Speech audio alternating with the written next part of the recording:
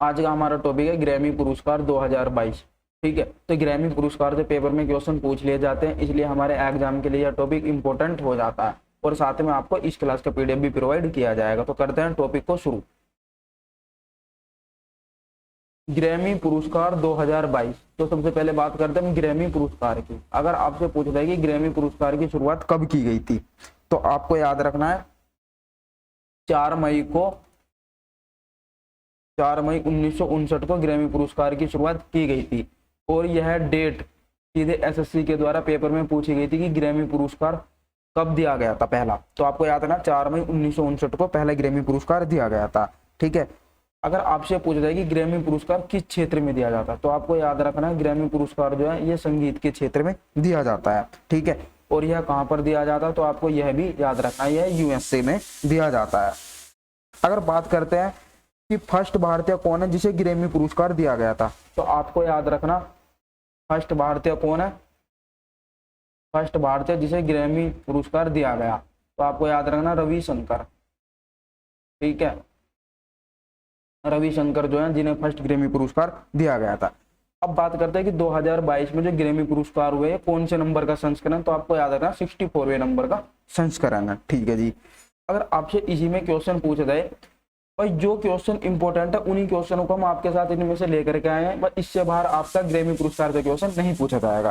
तो अगर आपसे पूछा जाए कि एल्बम ऑफ द ईयर किसे दिया गया, तो आपको याद रखना है जॉन बेटिस्ट को एल्बम ऑफ द ईयर का पुरस्कार दिया गया। अगर आपसे पूछा जाए कि इन्हें एल्बम ऑफ द ईयर का जो पुरस्कार है वो किसके लिए दिया गया, ठीक है, किस एल्बम के लिए दिया गया, तो आपको याद रखना VR एल्बम के लिए इन्हें यह पुरस्कार दिया गया है।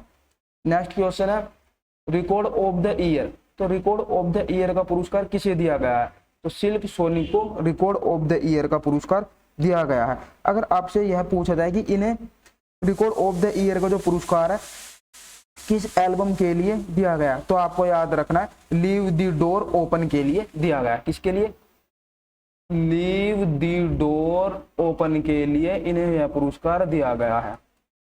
ठीक है, चलते हैं नेक्स्ट क्वेश्चन पे। नेक्स्ट क्वेश्चन क्या है, सॉन्ग ऑफ द ईयर किसे दिया गया है, तो ब्रूनो सोर्स और एंडरसन पाक को सॉन्ग ऑफ द ईयर का पुरस्कार दिया गया है।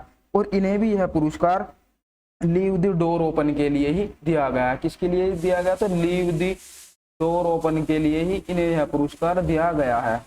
ठीक है, इतनी बातें आपको याद रखनी है।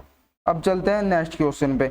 अगर आपसे पूछा जाए कि सर्वश्रेष्ठ वैश्विक संगीत का पुरस्कार किसे दिया गया है, तो ये किसे दिया गया है, अरूप आफ्ताब को दिया गया है। किसे दिया गया, अरूप आफ्ताब को दिया गया है।